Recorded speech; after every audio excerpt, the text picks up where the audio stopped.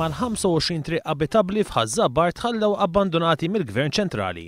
Ir-residenti ta' dawn it-toroq qegħdin jgħixu fi stat perikoluż u ta' konvenjent kbir, kif jirrakkontaw ma' One News l-istess residenti. Diżastru sħiħ. Trabijiet hawnhekk ta' kuljum. Aħna nistgħu noqdu naħslu ta' kuljum. Bħalma qed tar inti aw isu baħar. Laqas fix-xitwa mod u fis-sajf ieħor. U jiena rwejt saqajja darbtej, għadni laqas nista' nimxi sewwa, għalli għandi bżonn operazzjoni hawnhekk. Snin twal inna sejrinek, tgħid kemm inna hawnhekk noqogħdu, inna noqogħdu mal-14-il sena. Fis-sajf mod u fix-xitwa ieħor. Għax fis-sajf ma tistax tiftaħ. U fix-xitwa mod ieħor. Kemm ilek għaddejjem il-problema? 14-il sena.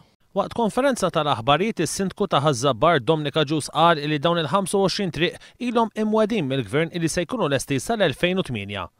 Min-naħa tiegħu il-keliem ewlieni Laburista Stefan Buontempo fakkar kif il-Gvern fl-2006 kien wiegħed lista sħiħa ta' toroq residenzjali illi kellhom ikunu lesti sa sentejn wara. Qal illi minn dawn għatem 20% illi ma sarux, b'66% minnhom jinsabu fin-naħat isfel ta' Malta. Buontempo saħaq illi l-ispiża totali relatata ma' xogħol ta' resurfacing ta' toroq taħt l-iskema Public-Private Partnership se jammonta għal madwar 335,000 euro.